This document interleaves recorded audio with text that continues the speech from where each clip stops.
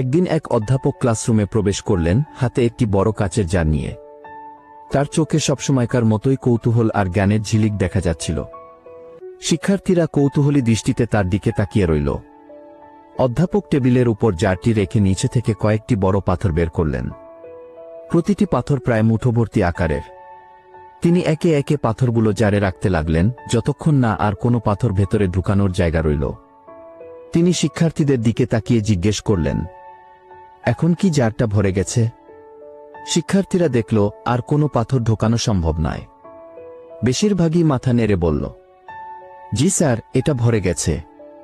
অধ্যাপক হালকা হেসে একটি ব্যাগ বের করলেন, তাতে ছিল ছোট ছোট নুড়ি পাথর। তিনি নুড়িগুলো জারে ঢাললেন এবং হালকা ঝাঁকুনি দিলেন। নুড়িগুলো বড় পাথরের ফাঁকা জায়গা ভরে দিল। তিনি আবার জিজ্ঞেস করলেন, এবার কি ভরে গেছে? কিছু শিক্ষার্থী ইতস্ত করল, তবে অনেকেই বলল, জি স্যার, এবার সত্যিই ভরে গেছে। এরপর অধ্যাপক একটি ব্যাগ থেকে বালি বের করলেন। তিনি বালি ঢালতে শুরু করলেন। বালির কণা নুড়ি ও পাথরের ফাঁকা জায়গাগুলো পূর্ণ করে দিল। আবার প্রশ্ন এলো, এবার কি ভরে গেছে?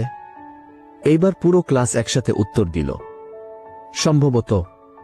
অবশেষে অধ্যাপক এক মগ পানি বের করে জারে ঢাললেন। পানি বালির ফাঁকে গলে সবটুকু জায়গা পূর্ণ করে দিল। তিনি হাসলেন এবং বললেন, হ্যাঁ, এবার জার সত্যিই পূর্ণ হয়েছে। তারপর তিনি ক্লাসের দিকে তাকিয়ে বললেন, এই জারটি হলো তোমার জীবন। বড় পাথরগুলো জীবনের সবচেয়ে গুরুত্বপূর্ণ বিষয়। তোমার পরিবার, তোমার স্বাস্থ্য, গভীর সম্পর্ক আর তোমার স্বপ্ন ও লক্ষ্য। এগুলো ছাড়া বাকি সবকিছু থাকলেও জীবন অসম্পূর্ণ মনে হবে। নুড়িগুলো অন্য গুরুত্বপূর্ণ বিষয়গুলোর প্রতীক। তোমার ক্যারিয়ার, বাড়ি, গাড়ি কিংবা ডিগ্রি, এগুলোও জরুরি, তবে পাথরের মতো মৌলিক নয়। আর বালি হলো জীবনের ছোটখাটো বিষয়, যেমন সোশ্যাল মিডিয়ায় সময় নষ্ট করা, অপ্রয়োজনীয় কেনাকাটা কিংবা অর্থহীন দৈনন্দিন কাজ।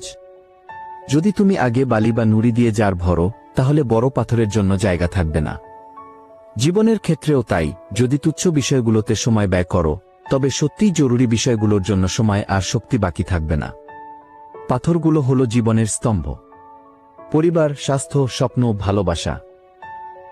যদি এগুলোকে গুরুত্ব না দাও, একদিন হয়তো বুঝবে তুমি জীবনের সবচেয়ে গুরুত্বপূর্ণ অংশগুলো হারিয়ে ফেলেছ। তাই সবসময় প্রথমে তোমার পাথরগুলো জায়গা দাও। ওগুলোই জীবনের আসল অর্থ ও ভিত্তি। এরপর এক ছাত্র হাত তুলল এবং জিজ্ঞেস করল, স্যার, তাহলে পানিটা কি বোঝাচ্ছে?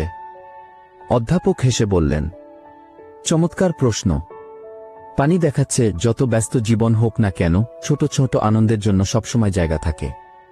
যেমন এক কাপ চা বা কফি খাওয়া, বন্ধুর সাথে আড্ডা কিংবা হঠাৎ পাওয়া একটি হাসি। আমরা প্রায় দিনের প্রতিটি ঘন্টা ব্যস্ততায় ভরে ফেলি। কিন্তু মনে রেখো, জীবন সীমাহীন নয়।